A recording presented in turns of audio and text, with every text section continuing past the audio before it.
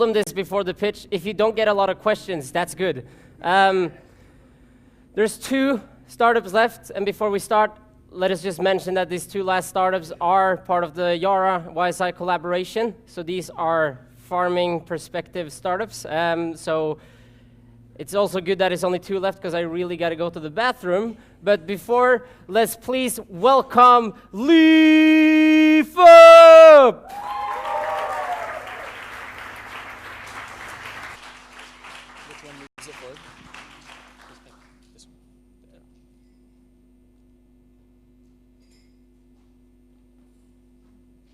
Hey guys. So just raise your hand if you or someone that you know can't survive without coffee. Okay, so I have some even more depressing news for you all. By 2050, if climate change is not reversed, we could lose 50% of all of our coffee. So maybe just turn to the person next to you and give them a quick hug out of sadness. Okay, sorry, I know most of you are Norwegian, so you can forget about that. So I'm Toby, my background's in Silicon Valley. We are LeafUp, and we believe that every single cup of coffee consumed can be part of the global solution to fight poverty and climate change. I just spent 3 months in Colombia working directly with coffee farmers. This is Hernan, one of my friends. I lived on his farm for about 2 weeks, and I learned a lot. And one of the things that I learned was that it's never been a harder time to be a coffee farmer. One of the main reasons for this is that in the 1980s, the Colombian government, like many governments worldwide, told all of the coffee farmers to cut down the trees on their land, which sounded like a good idea at the time, but has really been a disaster, and I'll explain a bit more about why later. But things have gotten so bad that Hernan is literally producing coffee at a loss. It costs him more to produce 1 pound of coffee than he can sell it for. And Hernan is not alone. He's one of 25 million coffee farmers globally who produce the 2.5 billion cups of coffee that the world consumes every single day. And for each of these 2.5 billion cups, a farmer somewhere makes significantly less than 10 cents of a US dollar. So this brings us to our problem. Millions of trees have been lost, and coffee farmers are producing coffee at a loss. So this is what we've ended up with here. This is Sun Coffee. And over there we have Shade Coffee, which is what coffee used to be and what it should be. There's a long list of reasons why Shade Coffee is better, but what you need to know right now is that Shade Coffee is much better for people, much better for planet, and actually better coffee as well. So I want to introduce you to another friend of mine. This is our good friend Didrik. He spends quite a bit of money on coffee every month. And because of the disconnected value chain that was put into place 200 years ago when coffee became a popular commodity, even if he wanted to do something to help farmers and to have a sustainable coffee consumption, there's not much that he could really do until now. This is where LeafUp comes in. Didrik can go to our website, calculate his coffee impact, both in terms of NOx emissions, as well as the economic impact he's having directly on farmers, and sign up for one of our monthly subscription plans. And what does this look like on the back end? It's very simple.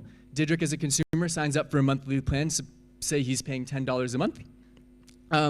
This goes directly to a farmer who plants trees. In exchange, Didrik would get 20% off at our partner coffee shops, such as Espresso House.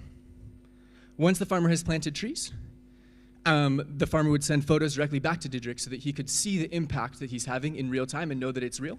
And of course, the coffee shop here gets a significantly more loyal customer because of this improved brand image and this discount structure.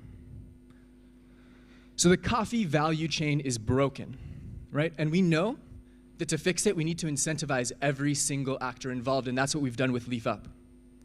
So the coffee shop gets better loyalty and a sustainable brand image. The consumer gets a whole list of things that I'll describe in a sec, and the farmer, most importantly, the farmer gets alternative income, much needed income right now, as well as the seeds to plant a sustainable coffee future and additional revenue from the sale of, for example, fruit and hardwood trees. So let's return to Didrik. Before LeafUp, he was spending 1,000 NOK per month on coffee, and he was perpetuating this cycle. With LeafUp, he's actually spending less money. I'm sorry about the image. He is planting trees, he's offsetting his carbon footprint, and he's ensuring the sustainable future of coffee. So this is the beauty of LeafUp. Didrik wins, and he's doing a good thing at the same time. If you drink a lot of coffee, there is no reason not to sign up for this. So how's it going? So far, we've had 4 big meetings, and we have 4 partners, so we're 100% success rate so far. This is exciting. Through our partnership network, we have 1,000 plus coffee shops that we're excited to launch with. And these are some of the discounts that we have at each of them. On the farmer side, we work directly with 140,000 coffee farmers in these 5 countries through the Pachamama Coffee Cooperative. If 250 people at Earthpreneurs sign up for our platform, this is what will happen. Each month, we will plant 20 hectares of shade coffee. We will work with 10 plus farmers per month, and we will plant 500 plus trees per month. Now, how do we make money? One is just carbon offsetting, and the second is through 20% off of our subscription fee. We had a meeting with the CEO of Espresso House the other day, and we said, we think we can get 2,000 subscribers in a few months, maybe a year. He said, we're going to launch together, we're going to do this right, it's going to be in the paper, and you're going to get 1,000 subscribers in a single day.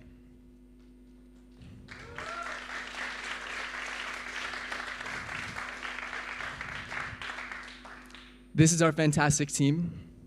We've got Abdullah from Morocco. We have Gloria from Tanzania. We have Yider from Algeria, Salam from Syria, and me from California. Together, we have created, I think, 4 successful businesses. We're excited for this to be the 5th. What do we need?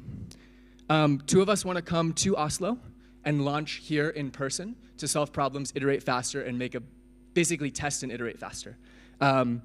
We want someone to sponsor us, and in 5 months when we have real numbers, we'll come back and we'll ask you for some real money. So, farmers are ready. Coffee shops are ready. Literally, all we need is you. You can join our waiting list here at hello@leafup.org, and thank you so much.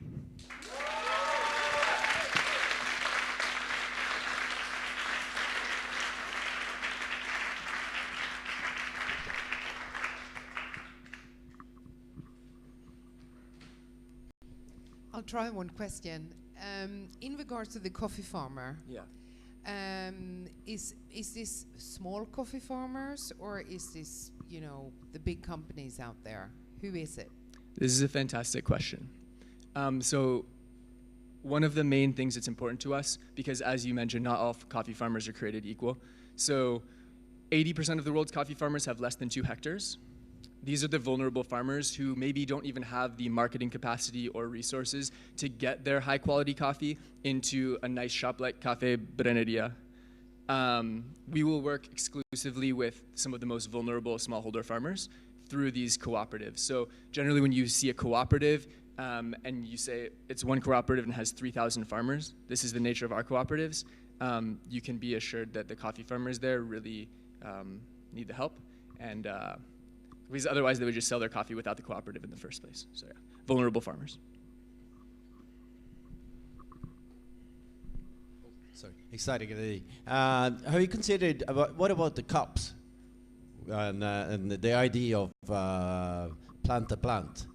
Do you see some room for cooperation? Yeah.